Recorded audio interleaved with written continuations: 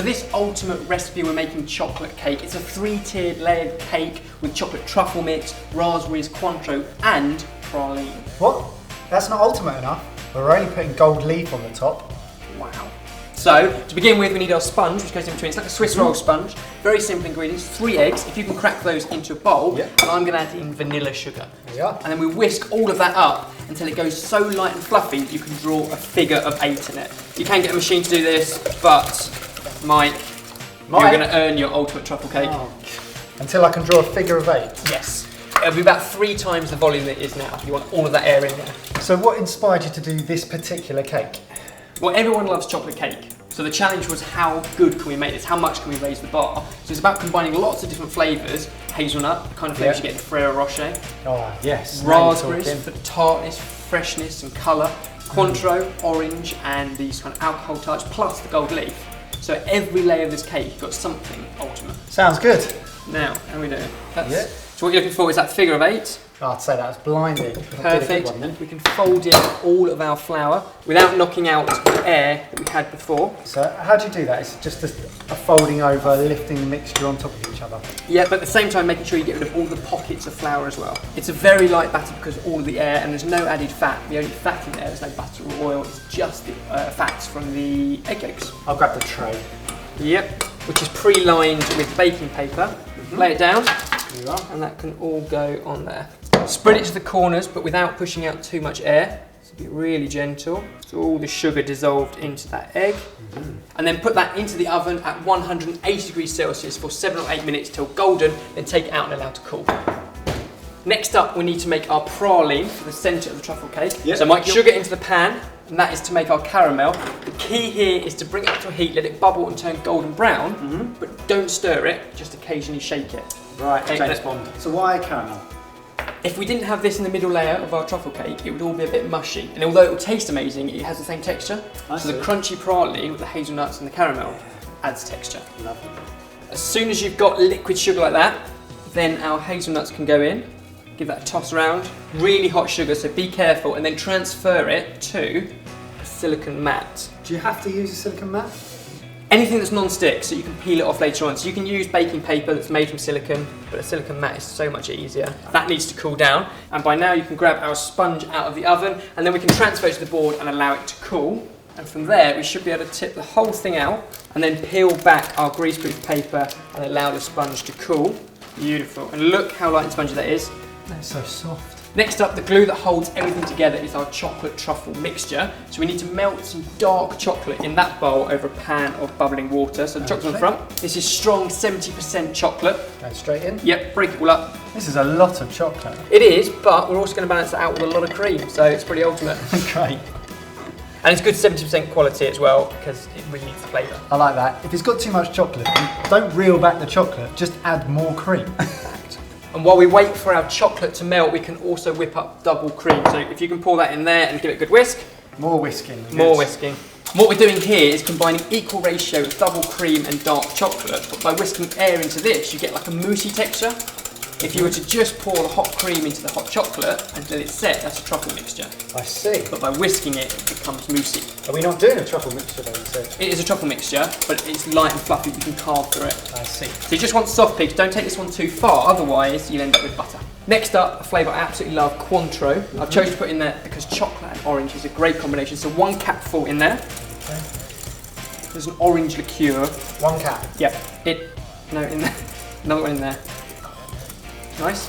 Yeah, it's so fruity. So good. And with the raspberries and the chocolate, it's a great combination. Now the chocolate's going to go into the cream. Obviously, as the chocolate hits the cold cream, it begins to set, so Mike's going to whisk really quickly to keep it all smooth. Look at that. Some of that. Perfect. Leave that to one side, and we can move our sponge. And we want to cut 3 equal pieces that will fit into our loaf tin, because we've lined that with cling film. That's what we're going to use. So 3 pieces. I like how you decided ultimate chocolate truffle cake is in a square shape, not the traditional circular. It's almost like a slab. For me, an ultimate chocolate truffle cake doesn't need too much sponge, so I'm taking each one of these thirds and just slicing through the middle so that each layer is super thin. What you're going to do is start the layering process. Yep. Mike, can you layer into the bottom of our loaf tin a small amount of our chocolate truffle mix, about 2 or 3 tablespoons, throw it in, We can be quite generous here. This is ultimate chocolate truffle cake. All right. So after our bottom layer of chocolate, 1 layer of sponge, and then 2 more generous, 3 even dollops of chocolate. Going all out. Spread that out. Next up, a layer of our raspberries. Great colour, always works with chocolate and quite sharp. Can we do any other fruits? Can we do strawberries, blueberries? Do whatever you like. Red colours are better because we're looking for a contrast in colour, but cherries would be amazing. Another layer of sponge. Put them onto something there. More truffle mix. Next up comes our crunch, and this is our praline. It's had chance to set. Now it's 1 solid slab, and all we need to do is shatter it into shards. So in fact, you're going to do that. Break it up into small pieces. Okay. Happy? I'm happy. Are you happy? Happy with that? Have you tried some? No, I haven't. Do it. Oh, my dentist is going to go mental if he sees this.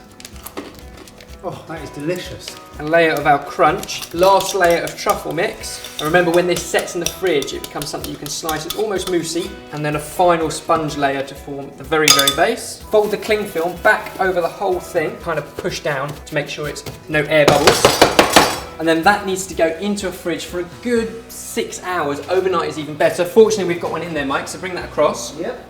As you can see, that one a lot firmer. So we can unwrap it and then flip it over into whatever you want to serve it on. Be delicate. Lift up the tin, peel back the cling film. Oh, look at that. And that is the ultimate chocolate truffle cake. Specs. But we're not done yet. We want to finish it off now with a milk chocolate ganache. So pour some double cream into a pan and we'll heat that up to a boil. And then if we take 2 slabs of milk chocolate, can you break that up into this bowl? It's quite warm in here, and if you need proof, look at that bendy chocolate. And then all of that chocolate goes into the hot pan with hot cream. Okay. And at that point, we take it off the heat. And there's just the residual heat in there will be enough to melt it into a perfect ganache. Grab ourselves a spoon and give it a quick stir. It will slowly become very, very silky, glossy. Allow the mixture to cool down a little bit so that it's workable and it isn't going to melt this cake. And then we need to just dribble it onto there. And working relatively quickly, you want to spread an even layer all the way over our cake. That looks incredible. Let it dribble down the sides. What do we do with this gold? That's next up. We're going to decorate the whole thing with the gold. So there's a couple of sachets there. Open those up. Be super careful with them. They're very fragile. Okay. It's a very expensive mistake if you get it wrong. Really, are these prices? It's gold.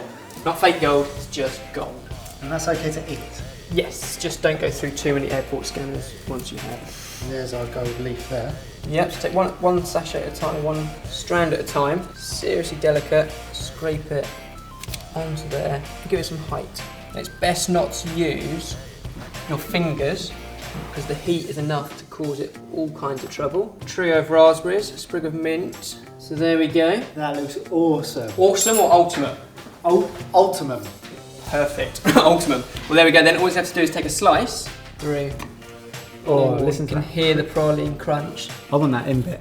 Let's get more chocolate on that. Look at that. You've got the layers, you've got the chocolate truffle, the raspberries, the praline. I can't think of anything else we could add to that. Grab a spoon. I'm going for this. I think I've pretty much got everything covered in that spoonful. Perfect. That is amazing. Believe it or not, with all those layers of chocolate, it's not too chocolatey. It's just about right. With all the raspberries, it's the raspberry that helps because it just lifts everything. I'm going to eat a bit of the gold. Do it. Do you taste of anything? Tell me. Not a thing. It's just there for decoration, but that's part of what makes this ultimate. Along with the praline, what do you think about that crunch? Love it. That is perfect. Just enough chocolate. You've got the fruit, you've got the crunch and the sweetness from the praline. That is the best chocolate cake in the world ever. Perhaps the ultimate one. And if you want to give it a go, check out the recipe and ingredients at sortedfood.com. And make sure that you're subscribed to BodyTalk.